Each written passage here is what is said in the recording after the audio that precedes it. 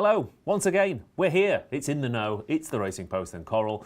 I'm Ross Brierley. It's Friday night and you are ready and raring to go. I can feel it. We've already got people on that chat box, quite frankly, chomping at the bit for Cheltenham tomorrow. We've already had a cracking day down in the Cotswolds this afternoon. And what an absolute joy it is to go through a card without having to wake up at 7 a.m. in the morning and pray that all your work was worth it in the end. Yeah, we hope you warmed up today with a few winners, or at least got a feel for how the Cheltenham track is riding, because there's plenty to get stuck into on Saturday afternoon. So we want to know what you we want to know what you fancy, and hopefully you are feeling a little bit better than the man to my left, interrupting my perfect intro there. With a cough, but I'm just going to abandon it all now. Sorry, that was going so well. Paul Kealy's back in the studio. My cough has been so persistent over the last couple of days. I wish I was going to a snooker tournament. It would be great, wouldn't it? Yeah. But yeah, it's. I've had this filthy cold for about a month, and I get better for about 3 days, and it comes back again. Yeah. And it just came back with a vengeance yesterday. So here I am. I've got some water. Yeah. But don't be surprised if I have some real coughing fits during the show. No, well, we had a few people say, when's Keel's back in the studio? Thanks, mate. I really appreciate you coming in. Yeah, I hope you get it just in time for Christmas. No, I don't. Well, you might be presenting next week's show if that happens. But, OK, well, sod it, Tom. It's all gone out the window now, isn't it? I thought I was in flow. It was all going perfectly well. So let's cross over to Segal Towers and have a look at his bauble, shall we? Look at that. There we go. Look at that tree. That's fantastic, isn't it? You wait till you see Stevens's. That is absolutely perfect. I'm a little bit concerned, Tom, though. At times that hard that you haven't got the heating on at the moment, because you look really dressed up for the outside. I just took the dog for a walk, and I was a little bit quick, preoccupied trying to get the stuff working. I forgot to take my coat off, so you are stuck with me looking freezing with the Christmas tree in the background. It's all right. It's absolutely cracking. I mean, we really have progressed over the years from an IKEA bookshelf full of DVDs to quite frankly the greatest Christmas tree any of us have ever seen. Did you do all that yourself, Tom? I did absolutely nothing of it, as you would imagine. Although I did put the lovely greyhound on. See that? Beautiful. There we go. My favourite of all baubles. And over your left shoulder as well, there's the Christmas Segal. Is that a family heirloom passed down through the years? Yeah, it's the only thing my dad's ever given me. That. Wow. Okay. Did you bring the little violin in, or did you not get it as well? I don't know. But anyway, okay. We've got coughing fit over here. We've got a very brief therapy session with Tom Segal. Now, what's David Stevens going to bring to the party? A rubbish Christmas tree. Good evening, gents. Hopefully some normality. But I think my Christmas tree is a bit more tastefully decorated than Tom's multicoloured affair. But Keels, sorry to hear you're not feeling well. Does this cough return every time you go out on a Christmas party? Yeah, there might be something in that, I suppose. Yeah, that's true. The perils of being popular, Roll on dry January. Then you'll be good as gold. Absolutely, that is coming round. Yeah. Okay. Well, I'm glad. I try so hard to be professional, and you three ruin it every time, don't you? But how are you, David? You all right? I'm in great form, thank you. What a week it's been for the Coral Racing Club. We had our first flat winner. Yeah. Don't tell me you missed it. 5 o'clock Kempton on Wednesday. Aspire to glory. 8th time lucky. Yeah. And joking apart, credit to Alice Haynes, because a few of us were maybe writing this colt off, gelding off, sorry. But Alice said, I promise you, he's got a race in him. And he obliged in good style on Wednesday's card at Kempton. So that was exciting. Hopefully, though, our jumpers, West End Boy in particular, will be back out pretty soon to keep that going. In terms of today, Dysart Enos was probably the one to take out of it in terms of potential Cheltenham runners. She's now 4-1 second favourite for the Mayor's Novices Hurdle. Of the rest, it was a decent day without, as I say, too many ripples in the anti-post markets. Talking of markets, a couple of price boosts that we've had to have a late tweak on, obviously, because we had a big non-runner in the first, which we'll come on to. And we had a little rehearsal beforehand. People won't believe that. But how to pronounce this horse in the first, this favourite. And I think we're plumping for Ombredam Fassa. But please do get in touch and tell us if we've absolutely murdered that. That is now 5-4, but for the duration of this live show, that is going to be 7-4, up to 20 quid. And the other price boost comes a bit later on in the 3 o'clock. Shanna Bob is currently 9-4, and that one will be 11-4. They are our 2 price boosts.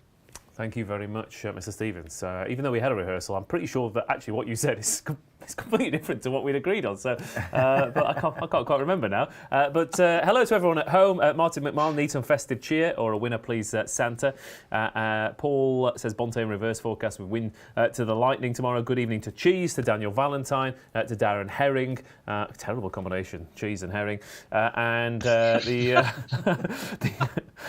bookies foe is worried about Keels. Duncan Evans says get the violins out for us all. And what else have we got? Duncan Evans also says the 3 wise men. So hopefully we can get some. Who's the odd one out then? I was going to say, look, given how old you guys are, I'm baby Jesus in all this. So let's hope we can talk some frankincense throughout the evening, shall we? But I'm not going to tip any winners. I'm going to demur to you. What was the other one? Gold, that was it, yeah. It's not all gold. It's definitely not all gold. Anyway, it's all gone off the rails already. I'm just going to check with producers. Do we have an advert before we get stuck in? We do indeed. All right, lovely stuff. What do you want for Christmas? Is it free bets?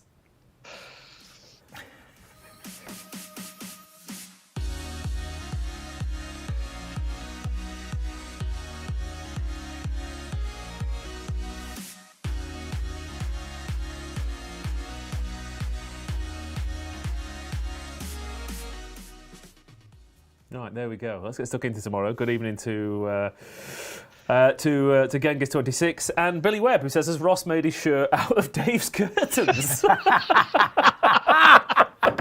Perfect, isn't it? What? Chef's kiss. Lovely stuff there, Billy Webb. That is Super. It's absolutely perfect. Oh, there we go. Merry Christmas to you all, shall we? Right, take the sport seriously. Don't take yourself seriously. That's the aim of the game for tonight. So let's get on to the 12:05, shall we? The Triumph Hurdle trial here with I've forgotten what we agreed on. Anne Braden Farsha. I'm going for. We're all wrong, quite clearly. But hopefully we can read the form a bit better than we can read the name. 6-4, Kurosh. Eagle Prince is 13-2. Balboa 10-1. Rebel Angel 14. 66ers Walk the Moon and Maglia Rosa. And that price change has been due to a recent withdrawal in the shape of Cabral du Matin. And our producer Dave Lowe said that Harry Cobden was going to win every race at Cheltenham tomorrow. He's already wrong about that, as medical source has been pulled out of the first. But I'm going to go to Tom Segal first for this, because Burdett Road, you said, had absolutely no chance of winning a Triumph Hurdle after that demolition job last time out. So I'm interested to see what you make of this field tomorrow, because the first and the third in the betting here were quite comfortably beaten behind Burdett Road. Are you looking to take those two on, or is this just a pretty weak race and there's not too much to get excited about? Second part of your statement there is what I believe. I think it's a rubbish race.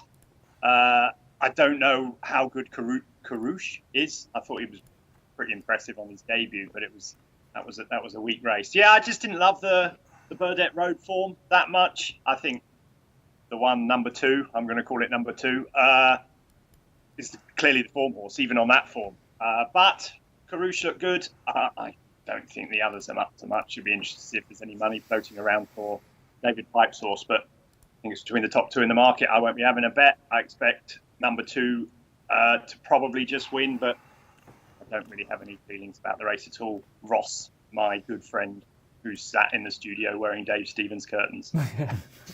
It was good. It was very good indeed. Yeah, okay.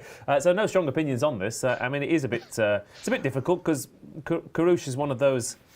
I mean, we've seen plenty of Henderson horses over the past few weeks, haven't we, Bob Fleming? Who've won very weak races, and then you don't quite know how good they are. We've got a Skelton type tomorrow. It was a dreadful race. He won it very easily. He jumped very well. Dan Skelton was talking about running in the finale afterwards. Says he thinks he's very good, but I mean, it's hard it's hard to put any level of that on that form, really. I actually think Eagle Prince has got a chance of turning it around with On Bad and Faster. Okay. Because he got badly hampered at the first. Remember, there was a big melee at the first, wasn't there? And he travelled really sweetly into the race and then made a right howler at the last as well. Sort of knocked the stuffing out of him, but he wasn't far behind him. Yeah. I would, if I was going to have a bet in the race, I'm not saying I'm going to, but, I would have an each-way bet on him rather than take the 5-4 about the Jolly. Okay. Could we completely rule Balboa out of it as well? I mean, obviously the Milton Harris switching from trainer to trainer, and the Sid Hosey's got involved now. Anthony Charlton does put me off a little bit, but obviously Castlefort franked that form, and be it in a similarly weak race, Tom, at Sandown. He's not too far off the form of those if he can find a little bit extra. No, he's not. I just think I don't know. You may be right. I mean, he's not, as you say, he's not far off. I think it's probably between the top two. It's not a race I have any information on or any great sort of knowledge on at all, because we don't know really much about any of them. I get where Keels is coming from, Eagle Prince. I just wanted a bigger price. I thought 6 was pretty short, really, considering he got beaten quite away last time. But then the one's come out, hasn't it, with Paul Nichols? Paul Nichols' one was the interesting one. It sort of spoiled the race. I quite fancied him, actually. Yeah, fair enough. Yeah, I thought Balboa might improve, but I do. There's part of me that can see the 5-4 favourite just quickening off in front, and they're not getting to him. I mean, he only ran once on the flat, but he ran to an RPR of 71 in a Navan Maiden, and that's better than Eagle Prince has done in his entire career, and better than most of Balboa's runs as well. So it's only his third run, of course, David, the favourite, and he might be up front on his Jack Jones. Yeah, I was looking forward to backing this horse at 2-1. Obviously, that is no longer possible with the Paul Nichols runner coming out. But I thought the 7-4, the price boost actually looks fair. I do like Burdett Road. I like that form. Kouros was interesting because he was one of Dan Skelton's that won first time up. Obviously, a lot of Dans have needed a run this season. But what did he beat at Wetherby? We just don't know. I'd take a chance on that Burdett form being the strongest and put 2 and 4 together in an exacta. But I think the favourite will win this opener. Okay, here we go. Fairly lukewarm stuff in terms of opinions for that 12.05, the opener tomorrow. But I do have that price boost if you want to get involved. 7-4 out from 5-4 for the favourites. Let's move on then from the 12.05 to the 12.40. Much more interesting race. A novices handicap chase here, where Mufasa is 100-30 with Wise Guy and We've All Been Caught. Some Scope is 11-2.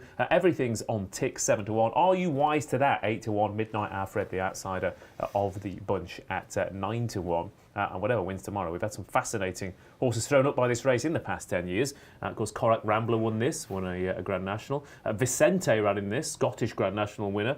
Shut the Front Door was beaten in this, Irish National winner as well. So all we need is one of these to go and win the Coral Welsh National, and we've got the full set out of this. But plenty of future stayers in the big races here at Keels, I think. But whatever the future holds, the present is looking good for most of them. Mufasa, Wise Guy, Some Scope all come into it and winning 4. We've All Been Caught, been running up against decent horses, and you think an 8-1 shot might not be that big come that time tomorrow? I just don't see why it should be. Are you wise to that? Really, really like him. He won first time out over fences at Warwick. Didn't look like he wanted to be going as short as 2 mile 4 furlongs. He was very strong at the end that day. He finished 4th next time at Ascot. I think he did remarkably well to finish 4th, because it was his first time on a right-handed track and he went left, and very left at pretty much every fence, losing ground hand over fist. So I thought he did really, really well there. His dam's a half sister at Denman, and he's crying out for 3 miles. He finished second, staying on second in his only point. And Connections must have liked that form, because they bought the winner as well. The winner was Inch House. It was a very good winner at Newbury at the Coral Gold Cup meeting, and he's up to 137. Are you wise to that as well? Enough 125. I wouldn't be surprised if he's a minimum mid 130s horse. Okay. I actually thought, when I was looking at this race, I thought he might end up favourite. I don't think Mufasa's form is any good. I think We've All Been Caught is essentially a disappointing horse and promised more than he's delivered. And if Wise Guy jumps as low as he did at Exeter, then Nico de Boinville is in for a very interesting few minutes or even seconds. Yeah. Because he was very low there, and he ain't going to get away with that, because Exeter's fences are really soft and not as big as they are at Cheltenham. So he'd be in trouble. So basically, you think that Are You Wise to That true ability has been hidden by the races he's been running in? As in, yeah, I mean, he has won 3 of his 6 starts. But, Yeah, you know yeah. what I mean? But yeah, I think he's got the potential to improve way past these, and he's getting a bit of weight off the ones at the top. yeah. Yeah, I like him a lot. Okay. Yeah, John Joe O'Neill having a good season. I like We've All Been Caught. I don't think he has been disappointed, because part of me thinks, you know, he won his maiden hurdle on the 1st of January 2023. He is running a lot of races since then to get him kind of bomb-proof. He's been given tests that he can't possibly pass in Grade 1 company. Obviously, Florin Porter beat him on his penultimate start. Broadway Boy came out and Frank Natform and beat him last time out. And interesting that you know, Harry Skelton rode him at Cheltenham last time out. Sam Twiston-Davies wasn't on. I get the feeling, Tom, that We've All Been Caught. They know this horse is a staying handicap chaser, and they've been going as quick as they possibly can. We've given him plenty of experience in half-decent races as well to get him into a race like this. So I think he might get a little bit better now with a mark and the bigger obstacles. Could well do. Very, very interesting jockey booking, isn't it? Michael O'Sullivan from Ireland coming over for the one ride on a Nigel. Probably never ridden for Nigel Twiston-Davies. Not a race I had to do for the paper, so I didn't really check that out. I should have. But that is I'm worried about him getting home. I didn't think he got home last time. I thought he was coming there to give Broadway Boy a race, and I thought he was pretty weak from 2 out. I hope I'm wrong, because I like the horse too. Like Keels, I didn't like the 2 at the top of the market that much, Mufasa and Wise Guy. I thought they were there because they're Nichols and Henderson, rather than any sort of great form boost to them. I thought, like Keels, that his Are You Wise to That, and I thought the 2 down the bottom had a good chance as well. I'm a big fan of Some Scope. I like Richard Hobson's horses. I'm slightly worried that Gavin Sheehan got up to ride Lorney Hills. Everything's on tick, because I like Some Scope. I thought the Catterick form was pretty good. He beat a horse that I fancy tomorrow. 2 shots at tequila. I haven't had 2 shots. I haven't had 1 shot at tequila for about 25 years. 2 shots would finish me off, no problem. But Some Scope beat him, no problem, at Catterick. And I think he's a horse with plenty of potential. So I wanted to take on the top of the market. Keels, its one, was definitely on the list, and Some Scope and everything's on tick with the other 2. I think the market's wrong, basically. I think it's upside down. Okay. Fair enough. Okay, Mufasa then 130, Wise Guy 130, We've All Been Caught 130. So, yeah, disagreements across the board then. So you're going for Are You Wise to That, which is already, I mean... I am. This has already had 2 points knocked off I am, since, and I'm since you were talking about it. place-laying Wise Guy, who I can see going off at double those odds. Okay, fair enough. I think We've All Been Caught will improve for a handicap mark. Tom Segal's going for Some Scope. David Stevens, are you going to say Mufasa's going to beat Midnight Hour Fred now? No, I'm going to say Midnight Hour Fred, though. I thought had a chance. Of the ones at the top of the market, obviously, they've got the form with Broadway Boy, who runs later tomorrow. So Mufasa and We've All Been Caught. I actually thought Wise Guy, the fact that Nicky Henderson was happy to run him here, you've got to imagine he's done plenty of work on his jumping at home and getting weight from the 2 above him. I thought made him of the 3 market leaders the one I... You're right there, Bob. Well, I put the one in so people wouldn't hear the nonsense you were talking then. Anyway, Midnight Hour Fred came over earlier in the season, ran at Cheltenham in an amateur riders race. Danny Mullins takes over today. I thought he was worth a second look in what looks a really sort of trappy open race. 3 places each way. Midnight Hour Fred will do for me. Okay, there we go. Midnight Hour Fred. So, that pretty much is, an opinion on every horse in this race, a positive one at least. Let's see what else we've got. Cheese Light's the favourite. So yeah, there you go. That's probably one of the only opinions. And Duncan Evans, everything's on tick, will be an interesting runner if it rains. So yeah, that's pretty much every horse in the race tipped, apart from Wise Guy potentially. So wide open stuff as you would expect from a novices handicap chase round Cheltenham. But just to reiterate, Keels. Yeah, Are You Wise to That? Thank you very much. I'll go for We've All Been Caught. Tom. Some Scope and Are You Wise to That would be my 2 for sure. Okay, Mr. Stevens. Midnight Fred each way. Midnight Hour Fred each way. Okay, there you go. Right, okay. The 1:15 at Cheltenham is up next. 2 miles and half a furlong here for this handicap chase. And quietly, I say quietly supported, quite loudly supported in Excelsis Deo is 7-4 favourite here. Calico 2-1. Orcan Risk is 13-2. Funambule Civil are 13-2. Madara and Princess Escalis are 12s, and Barrington Middleton is 33-1 on the outsider of the bunch. If the previous race was giving us future national vibes, then a few of these will be having a spin round for a grand annual tilt potentially as well. Of course, and they can finish 6th to the first 5 home from Ireland. exactly, that is true. But of course, JP doesn't mind a grand annual runner, and he won this with Eastlake twice in the past 10 years. He's got in Excelsior Deo, who was third last time out, Tom. And I mean, people talk about eye-catcher columns and putting horses in trackers. Obviously, this one stood out an absolute mile after he shot home up the hill for Harry Fry and Jonathan Burke on his first run since April. But because of that, you've got a 7-4 shot here in what looks like quite a warm race, because Funambule Civil represents the yard who are getting their horses back in the winning swing. Sapage today, of course. Calico and Orcan Risk are very good horses on their day as well. 7-4, the market leader. What did you make of that? Bad price. Probably win though, I think. I thought there was loads of pace on here. Calico, Orcan Risk, Princess Escalis likes to go forward for them. He goes forward. So I thought there was going to be loads of pace on it. I thought that might suit in Excelsis Deo. I wouldn't want him in a big field because his sort of skulking around the back, late finishing sort of way of running would make it difficult to win a Grand Angel. But in a 7-runner race where they go hard, I think he's got a great chance, really. I much prefer him to Calico, although Calico obviously ran very well in at Cheltenham the other day. Orcan Risk is dangerous. If you got an easy lead out front, like he didn't, but he still won the Betfair hurdle at Newbury. But I do think this race sets up really well for an Excelsis Deo.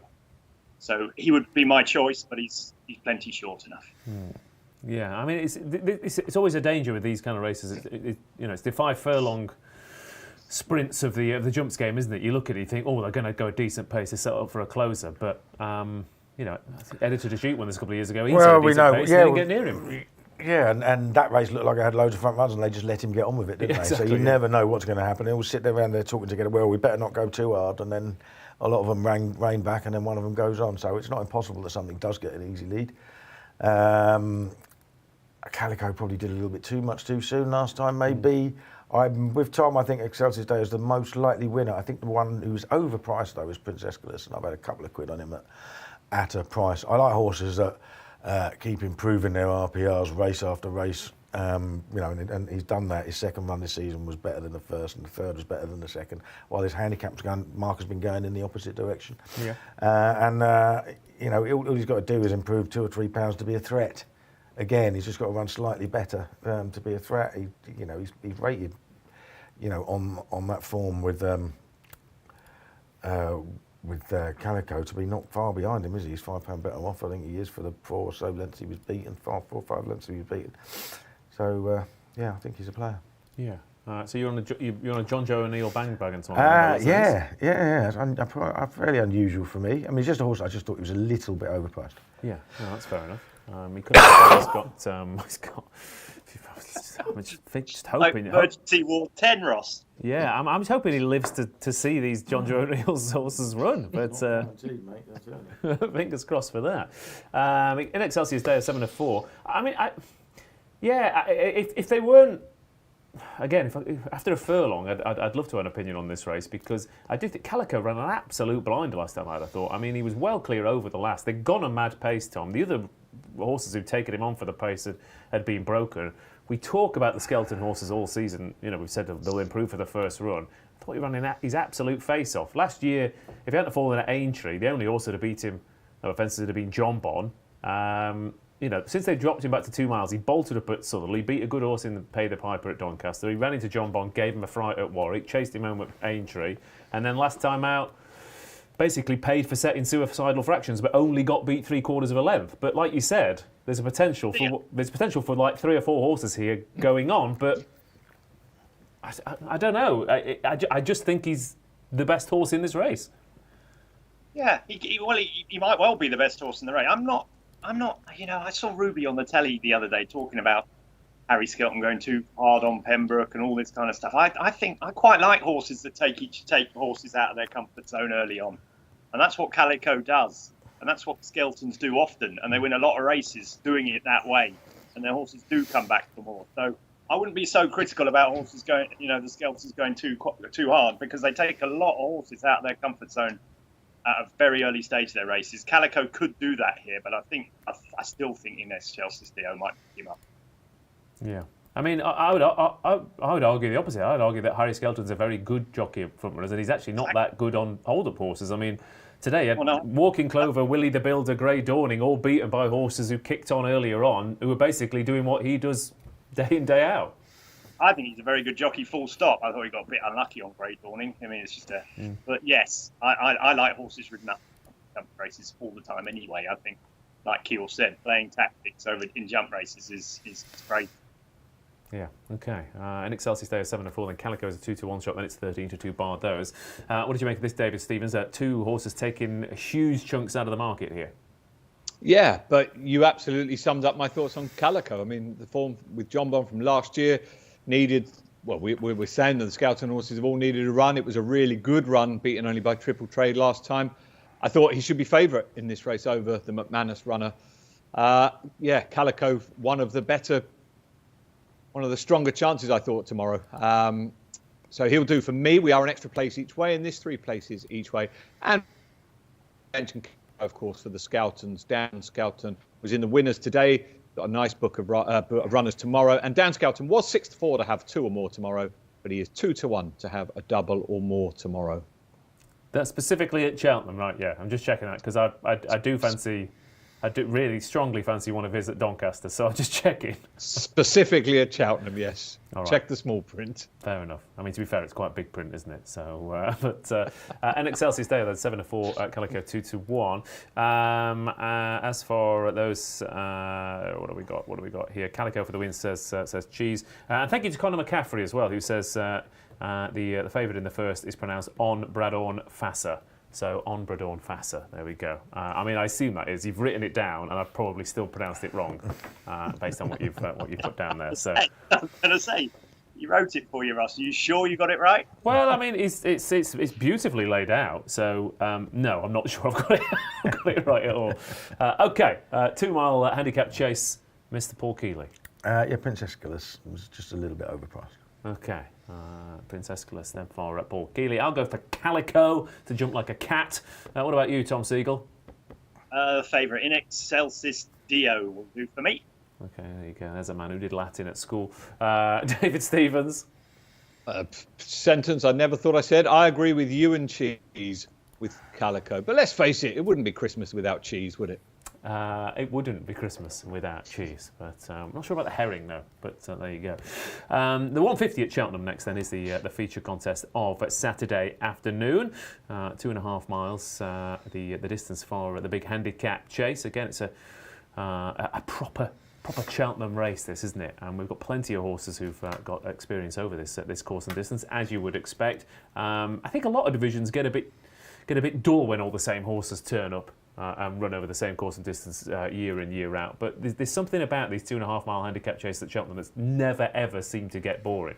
Thunder Rock 7-2, Monmoral 11-2, So Scottish 11-2, Il Ridoto is 6-1, Fugitive 7-1, Fakir Dudariz is 8-1, Frero Bamboo 10-1.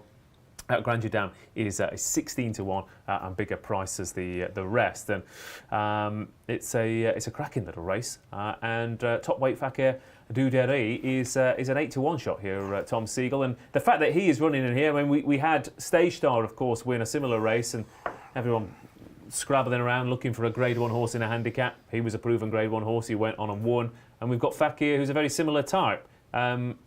His record outside Grade 1 company is first, second, first.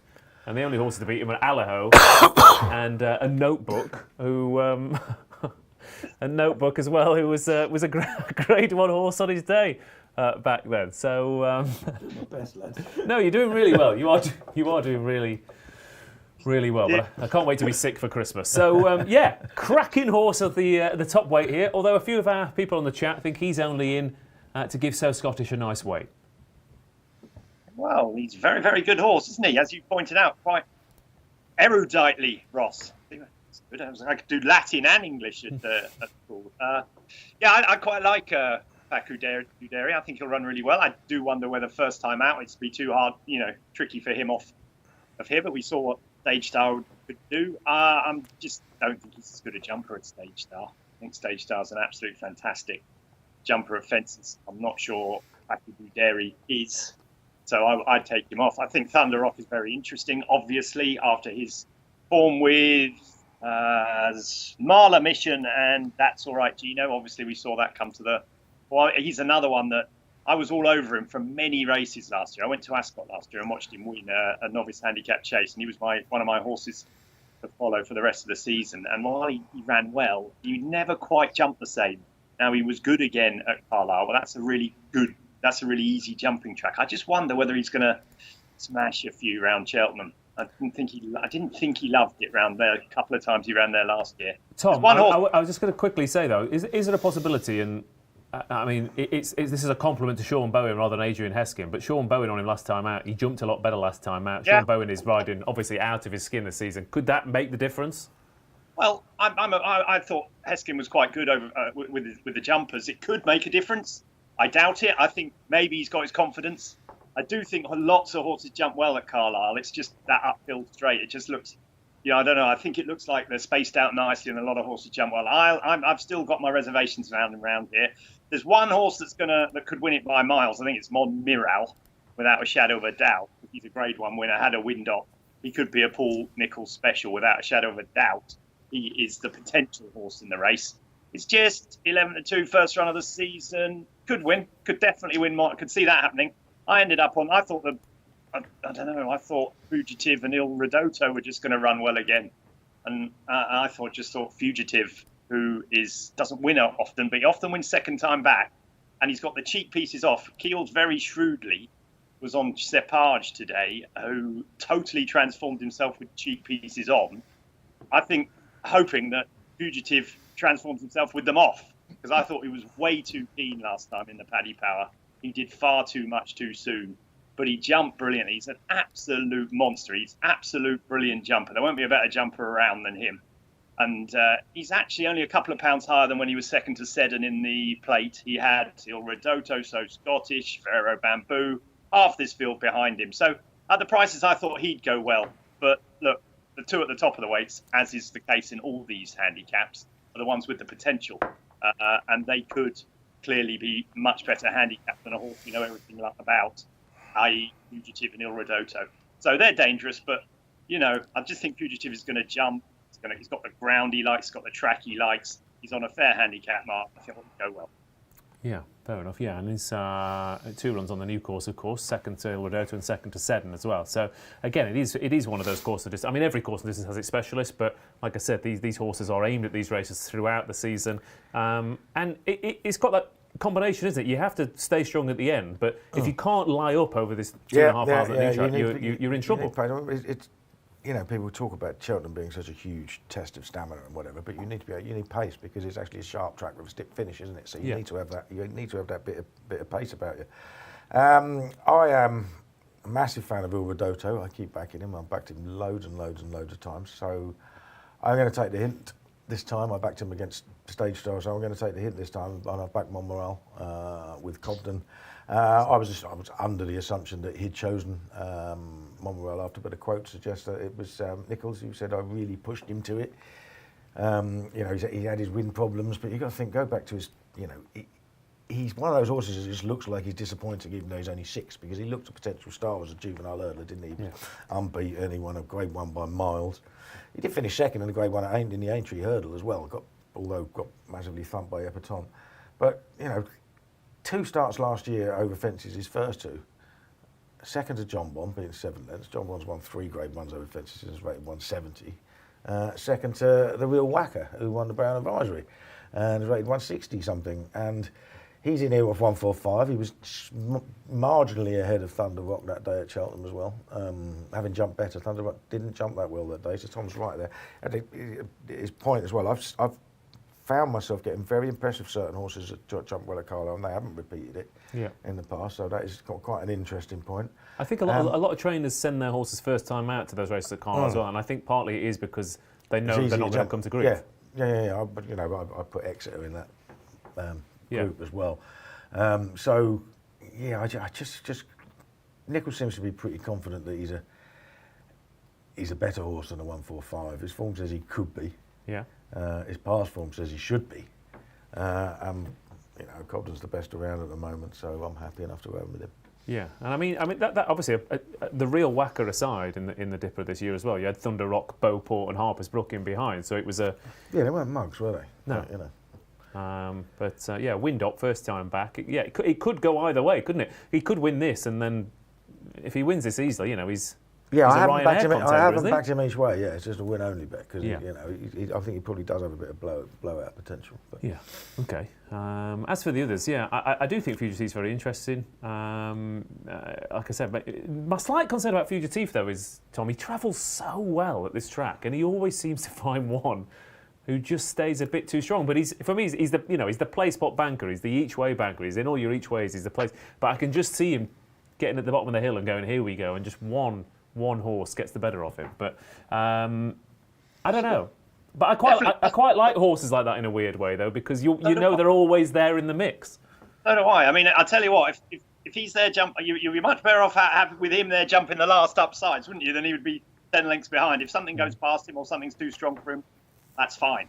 You can take that on the chin. You sort of know what's coming. But I think he's just going to be in there, isn't he? He's going to be in there, and you're going to get a run for your money and jump in the second last. You're going to think, I've got a right chance here, unless Monmiral is 40 lengths up the straight, which could happen because, as Keels pointed out, he's the class horse. He's the one horse that could be a 160, 165 horse. Obviously, Fakir already is there, but he's the one horse that could get there and isn't there yet. Okay. Why isn't 8-1 a big price for Fakir Udari? Bearing in mind the top weights for these kind of horse, this race in the past few years. I won the two things like Tom mentioned. I won the first time out. Yeah. He hasn't always jumped brilliantly at Cheltenham. Yeah, but he's been chasing Allaho. Yes, I fully understand that, but I mean, still, he's not the best of jumpers anyway. Yeah. Well, if somebody told you the Fakir Udari was 12, you wouldn't bat an eyelid, would you? He's 8. Oh yeah, mental, really, isn't it? Well, exactly. Been around forever. And this is the similar thing with Monmiral, isn't it? You often get juvenile hurdlers who get lost in the wilderness for a couple of years. Yeah. I mean, Tiger Roll won the Triumph and then won the Grand National, and you get horses like that. But I do get horses that come back after. I mean, Fakir Udari is a fantastic horse. He's had a fantastic career. He might still have more big days in him. Yeah. But he is giving weight to some interesting rivals, isn't he? Yeah. Fair bits of it. Yeah, but like I said, the top weights of this, David, over the past few years have been, they certainly only been Grade 1 horses, apart from Frodon, who did win this. So, and Clanders Obo was second in this off a huge weight as well. So you have had some proper top-class chasers running this and either win or run absolute blinders. So, but again, you wouldn't be surprised if any of those first 6 in the betting won this impressively. No, I mean, for only 12 runners, it's a mightily competitive renewal of this race. I'm a sucker for a class horse in a handicap, and Fakir Udari, to me, is an absolute class horse. And that is fascinating. He is only 8, so there's plenty more to come from him. Wouldn't surprise us at all. So he's on my short list. I think Thunder Rock is a worthy favourite, albeit he's plenty short enough now. Obviously, Mile of Mission, we saw what that one did at Newbury. None of us giving So Scottish a chance, because it's interesting, this whole concept of he's running the top weight to keep the weights down for him. Keels, Tom, what do you make of the Emmett Mullins horse? Well, it's interesting, isn't it? Because he's got some good form with Boot Hill last year over 2 miles. I didn't think he looked like the strongest stayer. Went behind Seddon in the plate. He didn't show anything on his return, although I suppose that's a standard prep for an Irish horse running in a handicap in Britain. So it's. I don't know. We'll have to wait and see whether there's money for him. It wasn't really doing it for me. Yeah. No, I just was like Keel said, I was just disappointed with him in the plate. Obviously, he was targeted at that, and he just had a chance, but he was just a bit weak up the finish. Maybe he's a better horse this year. Didn't show it on his comeback though. So, look, there'll be money for him tomorrow, but he's not for me, no. I mean, you're guessing a bit, aren't you? I mean, he's won 3 races. He's won a maiden He's won a maiden hurdle at Kilbeggan. He's won a novice chase at Tipperary at 5-4, and he's narrowly won a novice chase at Carlisle. So, you're basically, the question is, does he have half a stone in hand, Dave? And based on what we've seen, Does he have the heart? Yeah, well, that as well, yeah. But it's tough, isn't it? I mean, these Emmett Mullins horses, there, David. You have to dodge them a little bit, don't you? But you don't quite know what to expect. Completely, yeah. He's 11-2 because of connections as much as, well, nowhere near. As I say, he's run first time out this season was nothing. But as you said, we shouldn't be surprised by that. He's only 6, so again, it'd be no surprise if there is improvement to come from him. But he's almost like I say, he's the fly in the ointment. But what we do know, as I say, I love the top weight. And again, I'm also in the Monmoral camp. There seems to be a lot of confidence. I wouldn't even say quiet confidence coming from the trainer in particular about this one. I think the jockey booking, it was made early in the week. It was made clear that Harry Cobden would be on this. I do think that's a big pointer. Classy juvenile hurdler, as we know, and Paul Nicholls more than capable of getting him absolutely bang on first time up. So Monmoral and Fakir Duderies, 2 Class 2 Grade 1 winners in the field for me. Just the 12 runners, but we are an extra place each way, 4 places each way, which I think will be helpful in this race. Lovely stuff. Okay. We got a price boost, David? We have, Paul Nicholls, who I've just mentioned there, obviously goes with Monmoral and Il Ridotto. Again, you can expect him to run well, as will Fugitive. But Paul Nicholls to win this race was 9-4, is now 3-1. Fair enough. Okay, I'll go for Fakir, Fugitive and Il Ridotto combination forecast. That's what I'm going for in this. I think those 3 are going to be suited best by the way this race is going to be run. Paul Kealy? Put my faith in Nicholls and Cobden and Monmoral. Monmoral it is. Christmas Segal? Fugitive for me. The stuff about Harry Cobden, he wasn't going to ride anything else, really. I mean, he's got a Grade 1 winner with the potential to be at Stonewell Inn. I just thought it was obvious he was going to ride that one. So I'm not sure it's that significant necessarily, but I do think... Very similarly priced, aren't they? Yeah. Exactly. Well, and there's only one of Nicholls' jockeys in this race that's won this race in the past 10 years, and it ain't Harry Cobden, is it? So who knows? Are we reading too much into it? Okay, that's the feature race of tomorrow, then, the 150 at Cheltenham. And this is the part of the show where we say like the stream, feed the algorithm. Even if you don't like the show, what have you got to lose? Just give it a little like. Sure, YouTube will think you do like the show and constantly push it to you, but then maybe it's like olives, isn't it? The first time you have an olive, you're not so sure, but after a while, you start to get used to them. So maybe that's what will happen.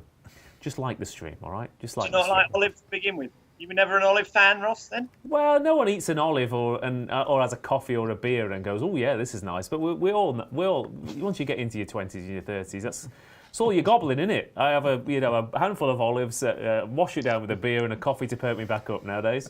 I mean, you're the poshest Sheffield man I've ever met. Olives, coffee, and a nice off on the evening. Look, I think my ancestors are Italian. That's what I'm telling you. That's what I think. So, I have got some Italian ancestors, and I could not give a stuff for olives or coffee. There you go. I think. If we're looking at me and you and pricing up who's got Italian ancestors. If my grandmother hadn't got married, I could be Paolo Regazzoli. Really? Okay. Who I believe is in goal for Girona this weekend, actually. But anyway, that's taken a turn, hasn't it? Who knew? Paul Kealy, Italian ancestors. What a world. Okay. I don't know where to go from Kills, that. can you just spell that for me? I want to register that as a Racing Club horse name. That's good. Paolo Regazzoli. Oh, well said, yeah, Paolo Regazzoli. There you go. Wonderful. That is lovely. Right, okay, 225 at Cheltenham. Is that driving a Ferrari round Monza or playing golf at Girona, as you say? The 225 at Cheltenham, Broadway Boy is 100 to 30. Easy as that, 4 to 1. 300 through 5 is 5 to 1. Molina Girl 5 to 1. Protector at 11 to 2. City Chief 11 to 2. 12 to 1 Bar. Obviously a very different race to the 150 at Cheltenham, but a similar feel in the sense that we've got a Grade 1 winner carrying top weight. We've got some unexposed talents with course and distance form lower down. And although we've only got 9 runners, it is wide open stuff here at Tom Segal. But Broadway Boy, apart from Flooring Porter, who again is a genuine top-class Grade 1 horse, he's put pretty much everything else to the sword over the past 6 months or so, and yeah, he loves the track, keeps winning, Yarder in form. He's a likeable type. Yeah, lovely time, isn't he? I don't know whether he should be. I don't know. He's 132. This is a big step up, isn't it? He's going to get the horse that's been won a Betfair Chase, and he was good the other day, but he had it easy out front. He jumped very well, apart from the one mistake. But look, I don't know, 130. But look at the prices there. I mean, I don't know what the James Knight and the Coral Boys are doing, but this could be run at Brayford, couldn't it? 100 to 34, 5, 5, 11 to 2, 11 to 2. It is really tight. All week, I was an easy as that fan because I thought it's a typical Venetia. He's going to take off Upton trip, and he caught the eye staying on at Cheltenham in the Paddy Power last time when it was clearly too short for him. So all week I was keen on him, and then just at the last moment, I checked the prices and 4-1, and I thought, blimey, he's got to prove he stays. He's got to prove he jumps. I think he probably will. But do I want to back him at 4-1? I thought, maybe not. I do think he's got the potential to run right clean away from there. I think he's well handicapped. On the Newcastle form, he looked a really good horse. And you know what we say about Venetia horses is that they never stop. So you sort of think he'll stay. But it is 6 furlongs more than he's ever gone before. Not a great 3 under through 5 fan. Don't think he's that trustworthy, to be honest. Protectorat, I think, was horrible at Haydock. I don't know what happened there. He just never jumped, so I can't be having him. So I thought City Chief, Elvis Mail, and Melina Girl were the 3 that I was going to concentrate on. Thought City Chief was beaten quite a long way. Everyone says he'll come on for the run and do this and do that and improve and that. Really, not convinced by him. Elvis Mail, I thought, could run well, but just went back and watched Melina Girl a couple of times, and he ought to know this better than me because he's a fan of the horse, but she was so impressive. Very few horses sprint up the hill like she did. Now, it might not have been the strongest race, and she has gone up in the market in the weights. I think it's 11 pounds. But she's got Connor Stone Walshu, the sort of Irish sensation, taking 5 off. Amazingly, she's still only 6. I thought after about 25, 26 runs that she must be an 8 or 9-year-old, and she's not. She's still only 6. I still think there's more to come. She's run 3 times over a staying trip over 3 miles. She's won 2 of them by miles, including the Ulster National and that race at Cheltenham. And then she was 8-1 to win the Scottish National, and it was just too fast for her. I think on soft ground, 3 miles, 2 furlongs, they're going to go at strong pace. She's just going to finish. She's just going to finish off strongly. And I think that's if she can keep in touch, and Easy as That doesn't get away from her, because I don't think Broadway Boy will, then I think she might run him down. But those were my 2, Easy as That and Melina Girl, and I'd throw in Elvis Mel as sort of one left field that could run well. Okay. A couple against the field then for Tom Segal. Paul Kealy, what's on your list? Yeah, well, like Tom, I was a big Easy as That fan. Hopefully it will be as easy as that for him. Yeah, it just looked like he was rushed off his feet, and he went 2 miles, 5.5 furlong. I think he's won over last season as a novice. He looks like a stayer. He's out of a damp at the time for Rupert. He should stay. Again, like Tom said, I mean, he was a much bigger price earlier on in the day. I don't suppose Venetia having 3 winners on ITV helped his odds. Don't be surprised if he eases out again because these sort of things happen. I still think he's the one to be most interested. I do like Melina Go, obviously, because we were all on her at the last meeting. Connor Stone Walsh has only had 5 rides over jumps in his life, but he produced a chaser, win a listed chase the other day. Absolutely bolted up, and had her jumping beautifully. So he's obviously very, very good jockey. Yeah. He takes 5 off to sort of half negate the £11 rise. I do think the danger might be City Chief. Okay. You do think he might come on for that run? Well, I don't think he quite got home over virtually 3.5 miles either, and he was carrying 12 stone, and obviously here he's carrying an awful lot less on second run of the season. So I think he'll run well, but I am still quite keen on Easy as That. I certainly wouldn't go any shorter than 9 to 2 though. Okay, fair enough. And I tell you what, it'd be some each way double, wouldn't it? Fakir, Dudari and Protectorat in the 2 handicap chases tomorrow. But again, two genuine Grade 1 horses with Cheltenham form, who've both got good chances. But yeah, I do like this Broadway Boy though. I mean, maybe a Nigel Twister. Maybe they just follow the same form line, David, or maybe a Nigel Twister Davies each way double with we'd all been caught earlier on. But Broadway Boy, bolted up last time out by 20 lengths. Easy as that could improve for the trip. Molina Girl is very good at the trip. Protectorate's a class horse. City Chief will come on for that run. Another small but very, very select field. Yeah, we're going to get potential boosts for Broadway Boy earlier in the day, of course, keeping an eye out for that one. I'm a 3 under through 5 fan. Only 8. Again, he's another one, seems to have been around forever, but his reappearance at Wincanton was a career best. He'll do for me for the champion trainer. And Harry Cobden, who I'm hoping, even though he lost a good ride in the first, is still going to have a good day.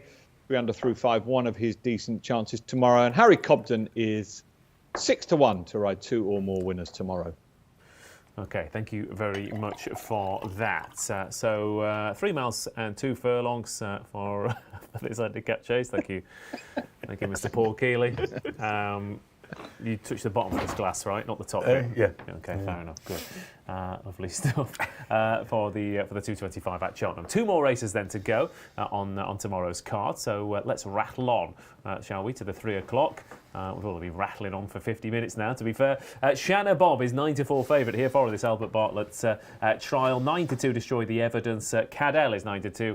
Illico de Cotte is 5-1. Kerry Hill 8-1. Yes Day 11-1 and 14-1. And bigger the rest. Paul Kealy for this race. Again, we've talked today, we've talked the past few weeks about these impressive maiden and novice hurdle winners for the Henderson team and trying to work out how good they are.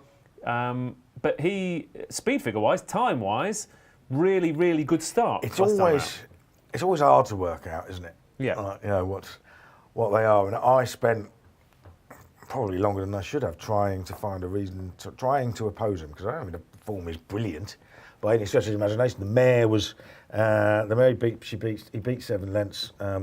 Would have been giving him weight if it hadn't been ridden by a £7 claim man. She was only getting £2. She's rated 113.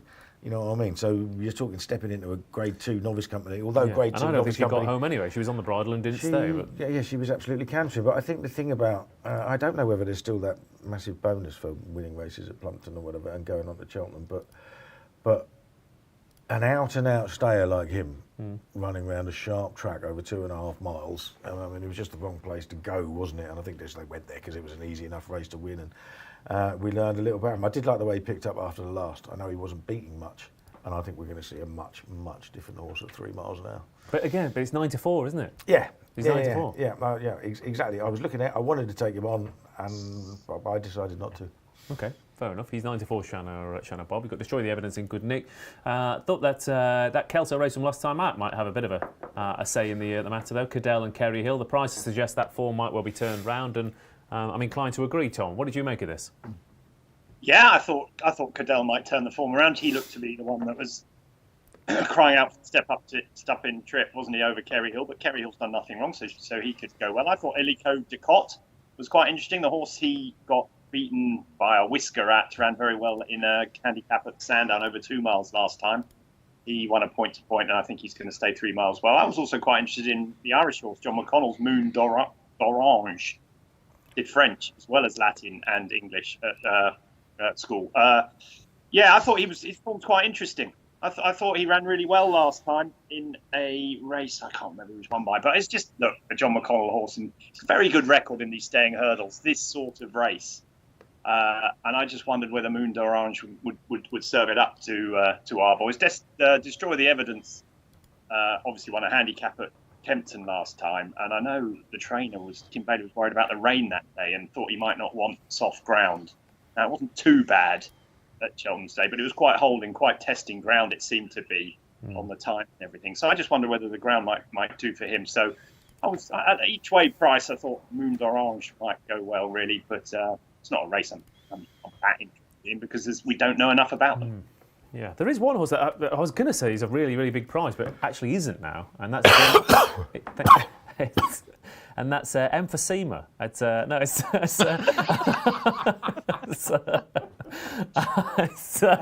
not impossible. Jenny Twal for Rebecca Curtis and Sean Bowen. It was sort of 40-50 to 1, I think, when I looked earlier on today. This horse has been off the bridle from the word go in both his runs at Chepstow and Ascot and just keeps going and going and going. I think, but again, it will probably be a 3-mile handicap chaser in time, and we'll probably plug on and get beaten in this. And 40 to 1 or whatever early on, I thought, oh, OK, I might have a little bit at that, Tom, but suddenly into 18s, which I guess is a positive because someone thinks it's overpriced, but a negative because I didn't back it at 40s. Yeah, that's the game, isn't it? Yeah, I mean, I don't know. I'm not sure I love horses that are always off the bridle, Ross, to be perfectly honest, because one mistake and they get out the race. But I get what you're meaning about the stamina. He's undoubtedly a strong stayer. He could easily run into the frame if he sort of, you know, what you were saying, if everything else sort of falls in a hole. But there's a few like that. Moon d'Orange is like that. I think Cadell will stay well. Illico Cot, I think, will stay well. And we know Destroy the Evidence stays. So there's a few around like that. But yes, I get your argument. He could easily, he plugs on, that's for sure. It'll be a nice Welsh national horse in time for Rebecca Curtis. Yeah, that's exactly, yeah. Novice in a handicap round Chepstow or something, job done. OK, 2 races left, including this one then, David. So give us anything interesting and then we'll get quick tips in the last. Yeah, obviously Shanna Bob is 11 to 4 for a few more minutes if you fancy that one.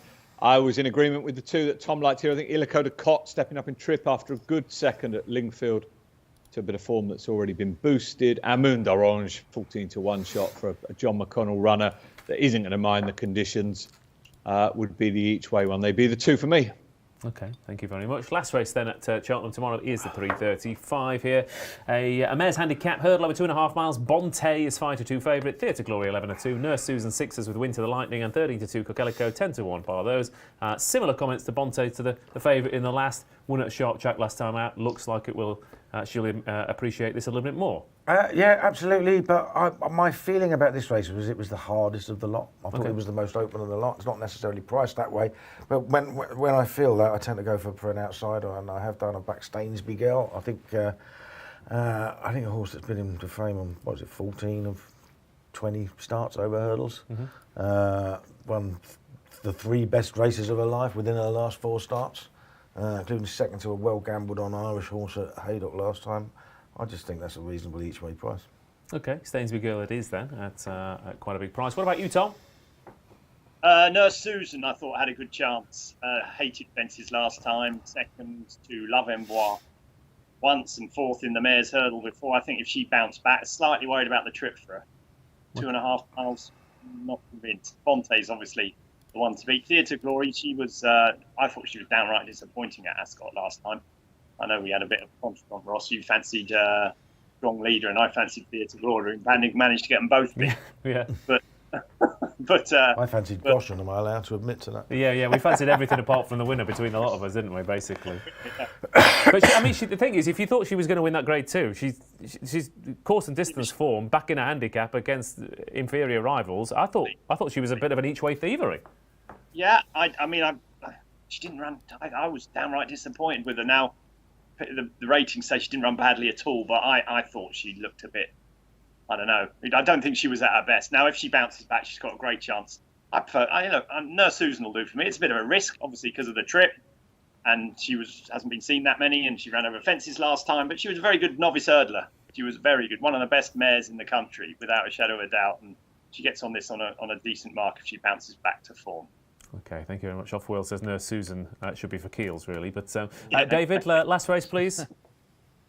Win to the Lightning for a team amongst the winners today.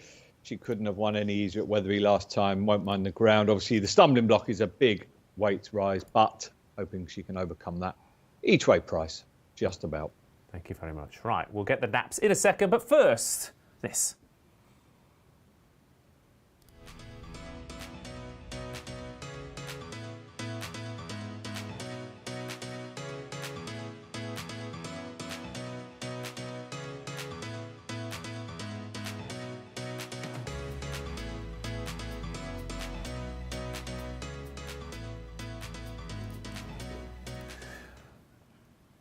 Right, let's get the naps then on the big day tomorrow at Cheltenham. Poor Kealy, what's the best bet? Oh, you wise to that. 12 for 40. There you go. Thank you very much, Tom Segal. The naff is Keel's getting home for some leg dip in about 2 hours, in about 20 minutes time. But for me, one at Doncaster I like. I'll mention him, Henry's Friend in the Novice Handicap Chaser. I think he's got a really good chance. But at Cheltenham, I will go for Melina Girl to follow up her win the other day. Okay. David Stevens? In the 115 Calico. Okay. And I agree, mate. I agree. Let's do it. Let's both go in. Same nap. How do you feel? You've got my curtains. You've got my curtains on. So it's only right we agree. There you go. Well, let's hope we can pull ourselves together and back a winner in that 115 then, shall we?